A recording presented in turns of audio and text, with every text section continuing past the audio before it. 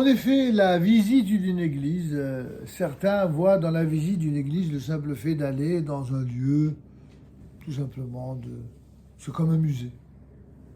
Il y en a même qui poussent le bouchon avec un peu d'humour, peut-être pas très sympathique pour nos amis catholiques. C'est de dire que de toute façon, les églises, c'est comme un musée. C'est que le point commun, c'est quoi un musée? C'est les reliques de tout ce qui est mort. Et puisque pour eux, ben, celui qu'ils représentent comme leur Dieu, ben, il est mort. Donc finalement, c'est comme un musée. Bon, je reconnais que c'est un humour d'un goût douteux. Et c'est pas pour cette raison-là qu'a priori, on ne met pas les pieds dans une église.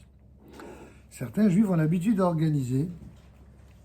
Pardon, je me suis trompé dans son explication sur la Mishnah Avodah Zarah. Le Rambam, enseigne dans la Mishnah même de Avodah Zarah au premier chapitre, Ilchot Avodah Zarah, que si une ville comporte des lieux d'idolâtrie, et il précise tels que des églises, puisque pour la tradition juive, même si ça peut sembler choquant pour ceux qui n'ont pas grandi dans les lois de la Torah, les églises sont considérées comme des lieux d'idolâtrie. Pourquoi idolâtrie? Parce que pour nous, l'idolâtrie, c'est pas uniquement le fait d'être devant des statues. Encore que, même dans une église, il y a des statues, mais c'est pas que ça. Le simple fait de considérer un homme comme un dieu, c'est une idolâtrie. Mais alors, d'après tous les poskim, il n'y a aucune différence. Il se pourrait même que c'est encore pire, l'idolâtrie d'un homme que l'idolâtrie d'une statue en pierre ou en bronze, je ne sais pas quoi. Pourquoi c'est pire? Parce que dans le cas de l'idolâtrie consistant à révérer une statue en pierre ou en bronze, on va dire que c'est tout simplement de la bêtise. Et qu'à la limite, bon, c'est le niveau de celui qui est bête. Et c'est pas d'une profondeur idolâtre tellement grande. Mais quand l'idolâtrie elle est sur un homme, il se trouve que l'homme en question, quel qu'il soit, c'est un homme qui a été fait à l'image de Dieu, qui lui est porteur d'une image divine. Et de cet homme qui est porteur d'une image divine, on fait comme s'il incarnait à lui seul Dieu. Et ça, c'est évidemment inacceptable pour le judaïsme, mais c'est pas du tout négociable. On peut, à titre philosophique, idéologique, être tolérant et accepter que d'autres y croient. Il n'y a aucun problème. Mais dans le judaïsme, non seulement on n'y croit pas du tout, mais c'est même une dimension qui appartient au monde de l'idolâtrie. Et c'est pour cette raison qu'a priori, on ne doit pas mettre les pieds dans une église. Il aurait fallu, selon la stricte loi, d'empêcher même d'y résider dans de tels endroits où il y a des églises. Mais toutefois, avec toutes les communautés juives qui, pour les raisons liées à l'exil, se sont implantées dans différents pays, que ce soit en Europe, en France ou ailleurs, eh bien, il va de soi que cette règle-là n'est appliquée que dans certaines villes ou quartiers d'Israël, et certainement pas dans les villes. J'ai jamais, dans toute ma vie, à chaque fois que on allait dans une synagogue, il y avait toujours une église à côté. C'est systématique. Donc, si on avait dû pour cela ne pas y habiter, pour cette raison-là, alors il n'y a aucun juif qui devrait habiter en dehors. Bon, d'après le Rambam, c'est ce vers quoi il faut tendre, mais on ne va pas jusque-là. C'est pas à ce point-là. Par contre, il est dit dans le verset, vous servirez des divinités de pierre et de bois confectionnées de toutes mains. Et donc l'interdiction en vérité concerne toute la ville et à plus forte raison les lieux d'idolâtrie eux-mêmes, qu'il faudra même jusqu'à éviter de les regarder, et il va sans dire qu'il nous est défendu d'y pénétrer. C'est ce que nous enseigne le verset.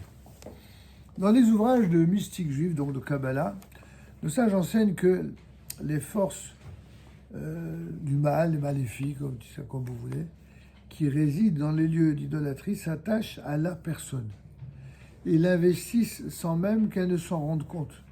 Et donc pour la Kabbalah, c'est pas qu'une affaire simplement d'entrer dans un endroit où il y a un culte d'idolâtrie, c'est qu'en y mettant les pieds, on est imbibé, comme on l'a dit pour l'histoire de la consommation de certains mets non cachers. Et l'un de nos grands décisionnaires, le Rav Eliezer Deutsch, a été questionné au sujet d'hommes d'État juifs connus, et parfois j'en connais certains grands rabbins, qui ont participé à une cérémonie funéraire organisée dans une église en l'honneur d'un gouverneur non juif. Le Rav leur a répondu qu'ils ont peut-être transgressé une grave interdiction qui comporte une racine d'idolâtrie. Et il précise, et bien que le comportement exigé de nous dans une telle circonstance soit susceptible d'éveiller la haine du juif, il n'y a pas lieu de se montrer indulgent. Malheur à la génération dans laquelle nous voyons de telles transgressions, il est évident qu'ils doivent faire expiation de leurs fautes et s'en repentir afin que l'Éternel leur pardonne ce grave délit.